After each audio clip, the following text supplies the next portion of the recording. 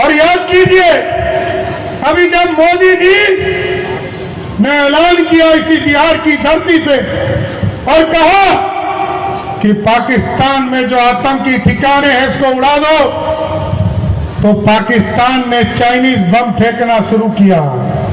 और हम लोग के यहाँ तो चाइनीज बम क्या होता है, ये तो छुरछुरिया होइछे न हो, ये तो छुरछुरिया बम निकल गया। और भारत के तरफ कितना भी बम फेंका, उस सब को छुरछुरिया बनाकर रास्ते में साफ कर दिया।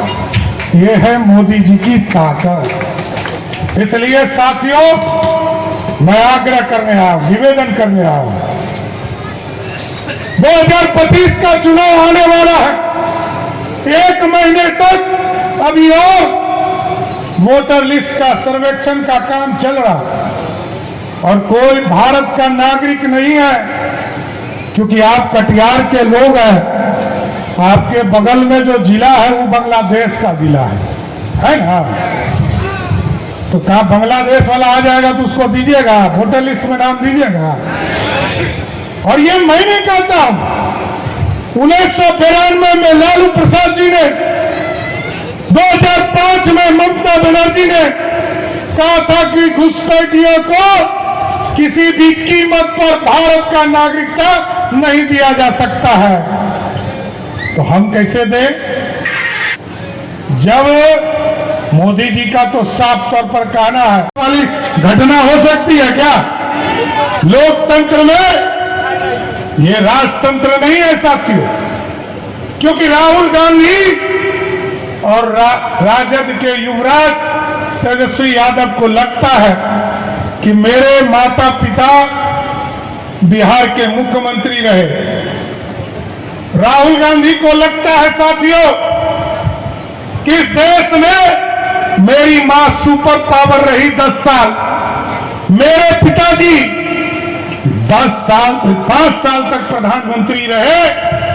और जब मंडल कमीशन आया साथियों, हम लोग तो ओबीसी वर्ग से आते हैं, और जब मंडल कमीशन आया साथियों, तो राजीव गांधी ने पानी पी पी कर विरोध करने का काम किया।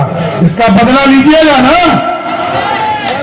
ओबीसी वर्ग को आरक्षण नहीं मिले, और इनकी दादी और इनके दादा पंडित नेहरू कभी भी आरक्षण देने के पक्षधर नहीं थे, ना दलितों को आरक्षण देने के पक्षधर थे। आज यदि कविता पासवान जी, और यहां तो आप सोचिए कि कविता पासवान जी यदि सदन में पहुंच रही है, तो यदि बाबा साहब भीमराव अम्बेडकर ने यदि आरक्षण नहीं दिया होता, तो क्या कविता पासवान जी विधायक बन पाती? ये साथियों, ये लोग सब लोग विरोध करने वाले हैं। और मैं तो लालू जी से पूछना चाहता हूं, याद कीजिए, लोग कहते हैं कि लालू जी आरक्षण का पक्षधर है। 2001 का चुनाव याद कीजिए, मुखिया का चुनाव हुआ, ना दलित को आरक्षण, ना अति पिछड़े को आरक्षण। 2002 में चुनाव हुआ नगर निकाय का, ना दलितों को आरक्षण, ना अति पिछड़ों को आरक्षण। लेकिन नीतीश कुमार जी और एनडीए की सरकार जब बनाया आपने साथियों, याद कीजिए 2006 में दलित समाज को भी आरक्षण दिया, अति पिछड़ा समाज को भी आरक्षण दिया, और हमारी जो बहनें बैठी हैं महिलाएं, इसको 50% आरक्षण एनडीए की सरकार ने दिया। लेकिन कुछ लोगों को दिखता नहीं है और दिखेगा भी नहीं, क्योंकि वो लोकतंत्र वाले नहीं है, वो राजतंत्र वाले हैं। ये बिहार बदलना है साथियों, और मैं नौजवानों को गारंटी देने आया। आपने नीतीश कुमार जी के कामों को देखा है, सुशासन स्थापित हुआ है, नौजवानों को रोजगार देने का काम किया है। अभी हम लोगों ने तय किया है इंडस्ट्री को खड़ा करना है साथियों। मैंने कल सुना कि राहुल गांधी कह रहे हैं कि बिजनेसमैन लोगों को जमीन दिया जा रहा है, और जब पहला दिन आए थे तो वो कह रहे थे कि बताइए बिहार में कोई बिजनेस ही नहीं है, कोई बिजनेस लगा नहीं रहा है। लेकिन अब बदला हुआ बिहार है राहुल गांधी जी, ये लालू जी वाला बिहार नहीं है, ये नीतीश जी वाला बिहार है।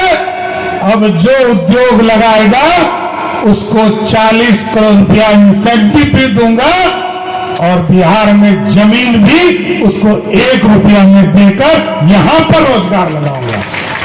अब किसी को बाहर जाने की जरूरत नहीं है, लोग बिहार से बाहर प्लान कर गए, अब सबको वापस लाना है।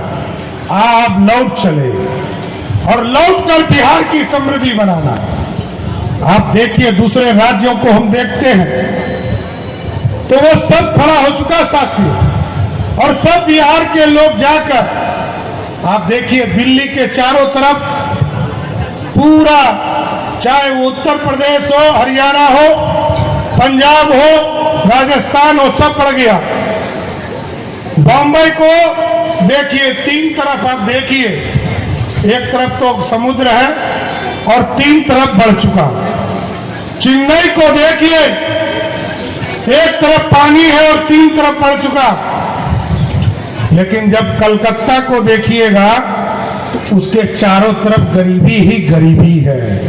चाहे वो असम हो, चाहे वो बिहार हो, चाहे वो झारखंड हो, चाहे वो उड़ीसा हो, चाहे वो बंगाल हो, या चौथा या तो उस साइड समुद्र में अंडमान निकोबार हो।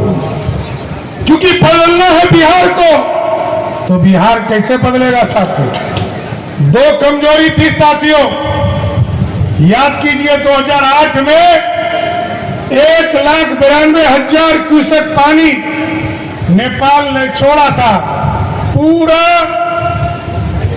पूर्णिया प्रमंडल हो, कोसी प्रमंडल हो, दरभंगा प्रमंडल हो, चाहे वो तिरहुत प्रमंडल हो, सब में पानी ही पानी दिखता था। लेकिन नीतीश जी और मोदी जी के नेतृत्व में ऐसा बिहार बदला साथियों। लोग पूछते हैं क्या हुआ? 2 कमजोरी थी, एक पानी और दूसरी आबादी। एक आबादी और दूसरी पानी। आज मैं गर्व से कह सकता हूं साथियों, जिस प्रदेश में पानी ही पानी दिखता था, आज यदि बाढ़ आता है, और पिछले दुर्गा पूजा में 1,92,000 क्यूसेक पानी नहीं छोड़ा नेपाल ने, 6.5 लाख क्यूसेक पानी छोड़ा साथियों। और बिहार के मात्र 156 गांव में ही पानी आया जो नदी किनारे था। और इसलिए मैं कहता हूं कि बदला बिहार, क्योंकि 6.5 लाख क्यूसेक पानी छूटे। पानी तो बे ऑफ बंगाल चला जाता, लेकिन 6.5 लाख क्यूसेक पानी छोड़ने के पहले मैं सबसे बड़ी उपलब्धि बताता हूं। ये जो 7 बड़ी नदियां हैं, इस 7.5 नदियों से निकालकर 14 लाख हेक्टेयर जमीन को सिंचाई युक्त बनाया। हम सिर्फ फ्लड फाइटिंग करते थे उत्तर बिहार में, और दक्षिण बिहार में सुखाड़ था। बांका का इलाका हो, जमुई का इलाका हो, मुंगेर का इलाका हो, नवादा का इलाका हो, या गया जी का इलाका हो, इसमें पानी ही नहीं था। और गंगा के इस तरफ सिर्फ नेपाल से आकर हमको पानी ही पानी करता था।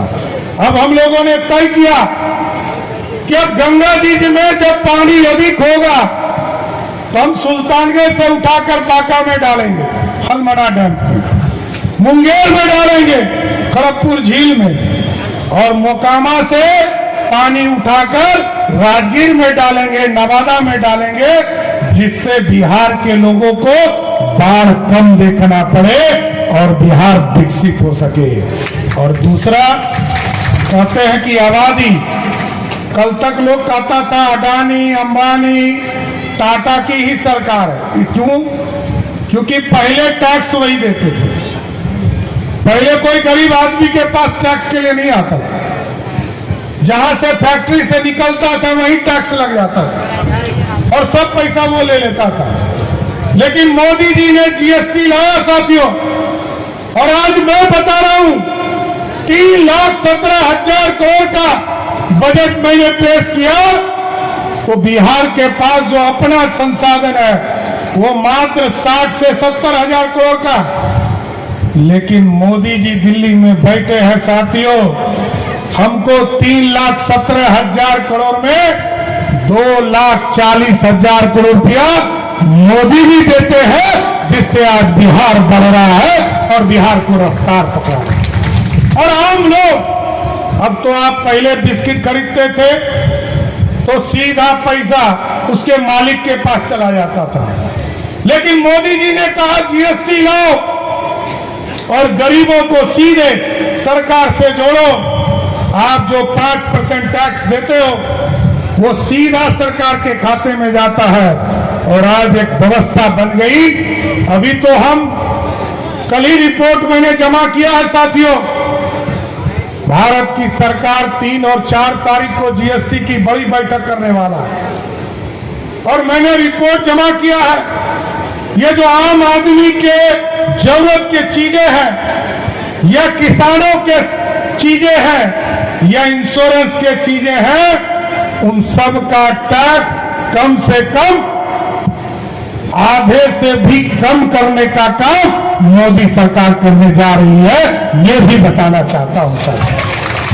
आज यदि आप 18% टैक्स दे रहे हो, तो हम आपको बताना चाहते हैं एग्रीकल्चर में 18% है, खाने के सामान में 12% टैक्स है, और जो इंश्योरेंस है उसमें 18% टैक्स है। इसको मोदी जी की सरकार इसको घटाकर कहीं समाप्त करेगी और कहीं पर इसको 5% में लाने का काम किया जाएगा। ये बदलता हुआ बिहार और भारत है साहब। आदरणीय वित्त मंत्री जी आपके जिले में आने वाली, हम लोगों ने आग्रह किया है जल्दी आई और आपको बताने का भी काम करेंगे। लेकिन साथियों, अब देश, हम लोग तो इसी मगध की धरती पर पैदा लिए साथियों, और आज से 2000 वर्ष पहले याद कीजिए, इसी भारत को मगध कहा जाता था, इसी बिहार को राजधानी कहा जाता था, इसी पाटलिपुत्रा जिसको पटना आप कहते हैं, वही पंडित चाणक्य और सम्राट अशोक बैठते थे। भारत को क्या कहा जाता था? सोने की चिड़िया, स्वर्णिम काल। भारत को यदि किसी ने स्वर्णिम काल दिया तो इसी बिहार ने दिया। आज मोदी जी ने कहा है 2047 तक भारत दुनिया का सबसे बड़ा ताकत बनेगा, तो इसलिए कहा है कि अब बिहार ने भी रफ्तार पकड़ लिया, देश आगे बढ़ रहा, अब बिहार को भी विकसित करना है। और इसलिए मैंने कहा साथियों, अब भारत को मोदी जी के नेतृत्व में सोने की चिड़िया नहीं बनाना है, मेकिंग इंडिया के तहत सोने का शेर बनाना है जो दुनिया में दहाड़ने का काम कर सकेगा।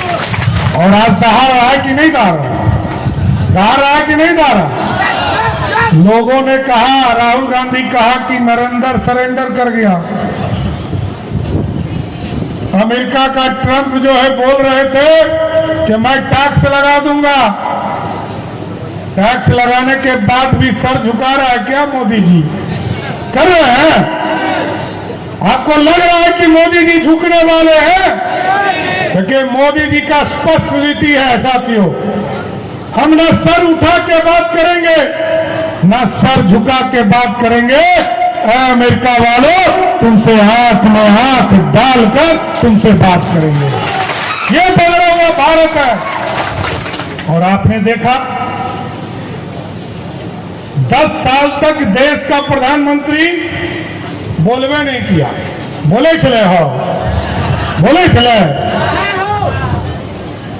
और मनमोहन सिंह को जब तक श्रीमती सोनिया गांधी स्विच नहीं दाबती थी तब तक बोलते थे, उस स्विचवा दबता था तब मनमोहन सिंह बोलते थे। लेकिन मोदी जी ने कहा कि बहुत दिन हो गया पाकिस्तान, तुमने हमारे कई सैनिकों के सर काटे, अब भारत की सेना के हाथों को खोलकर मोदी जी ने साफ तौर पर कहा, यदि पाकिस्तान के तरफ से एक चुटपुटिया बम भी फेंके, इधर से तोप का गोला डालना शुरू कर दो, और पाकिस्तान को ठीक किया।